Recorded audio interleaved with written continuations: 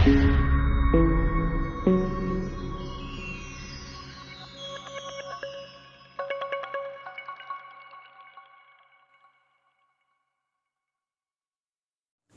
عليكم ورحمة الله وبركاته. أهلا بيكم في درس جديد من سلسلة بيتر بايت المتشابهات في الإنجليش. إن شاء الله النهاردة بنتكلم عن مجموعة جديدة من الكلمات وهي experiment، كلمة experience، experiences، experienced، وكمان expert. يا ترى إيه الفرق ما بين الكلمات دي؟ عايزين نعرف الفرق ما بينهم بالتفصيل. نبدأ الأول ب experiment. experiment يعني تجربة. experiment يعني تجربة. الاكسبيرمنت التجربة دي تجربة بتتعمل فين؟ في اللابوراتوري، في اللاب، في المعمل. يعني ايه experiment؟ A scientific test done in order to discover what happens to something in particular conditions.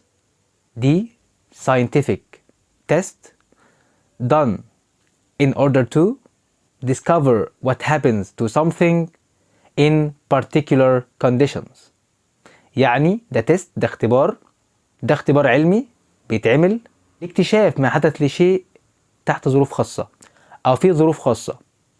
لاكتشاف ما حدث لشيء في ظروف خاصة، ده الاكسبيرمنت. خد بالك من حاجة مهمة، إن الاكسبيرمنت هنا دي ناون، دي اسم. ممكن كمان نستخدمها كفيرب، كفعل بمعنى يجرب. Some people believe that experiments on animals should be banned. Some people believe that experiments on animals should be banned. يعتقد بعض الناس أنه يجب حظر التجارب على الحيوانات. فده معنى experiment. نيجي لتاني كلمة وهي experience. experience يعني خبرة. experience يعني خبرة. خد بالك دي كلمة uncountable، دي كلمة لا تعد. هنا ما ينفعش أقول experiences بالمعنى ده، بمعنى خبرة، ما ينفعش أحولها لاسم جمع ومعناها خبرة أو تجربة. هنا معناها خبرة. لو هي اسم لا يعد بمعنى خبرة، لكن لو اسم هيبقى هنقدر نعده. لو اسم يعد هيبقى بمعنى تجربة. فرق ما بين المعنيين كويس جدا جدا. نفس الكلمة بنستخدمها كاكاونتبل ناون، اسم يعد، وكمان uncountable noun، اسم لا يعد. فهي لو هي كاسم لا يعد بمعنى خبرة. knowledge or skill. knowledge or skill in a particular job or activity that you have gained because you have done that job for a long time. because you have done that job for a long time.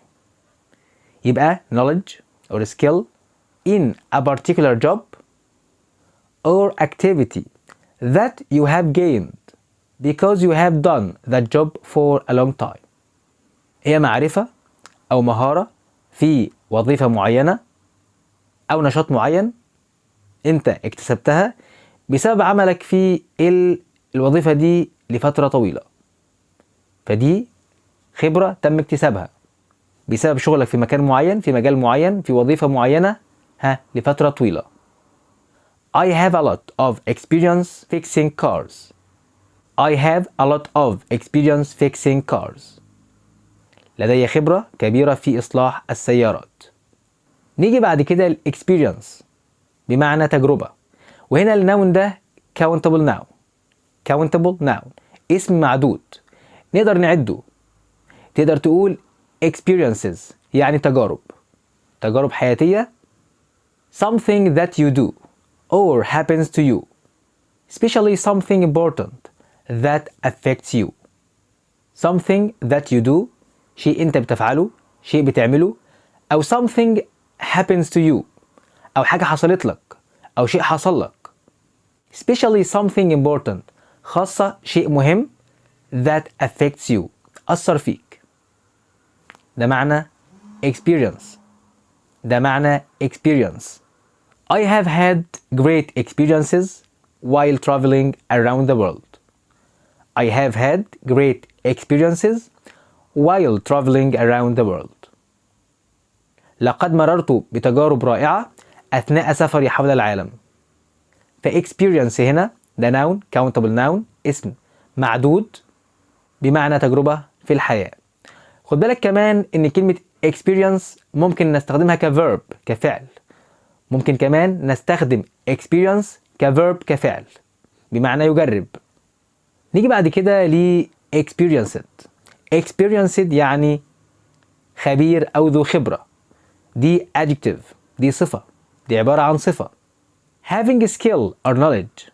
having skill or knowledge because you have done something many times. having skill or knowledge because you have done something many times. يعني معناها إنه شخص عنده مهارة أو عنده معرفة بسبب إنه عمل حاجة مرات عديدة، بسبب إنه قام بفعل شيء مرات عديدة، فده خلاه اكتسب خبرة فبقى ذو خبرة. She is very experienced in marketing. She is very experienced in marketing. هي من ذوي الخبرة في التسويق. هي من ذوي الخبرة في التسويق. نيجي لآخر كلمة وهي expert. expert دي noun ومعناها خبير. A person with a high level of knowledge or skill relating to a particular subject or activity. A person with a high level of knowledge or skill relating to a particular subject or activity. يعني شخص على مستوى عالي من المعرفة أو المهارة المتعلقة بموضوع معين أو نشاط معين. He's an expert. He's an expert on trade. He's an expert on trade. هو خبير في التجارة. ده معنى expert يعني خبير. كده النهاردة اتكلمنا عن الفرق ما بين experiment, experience, experiences, experienced وكمان expert. يا رب تكون الحلقة عجبتنا وإن شاء الله استنونا في حلقات جديدة، والسلام عليكم ورحمة الله وبركاته.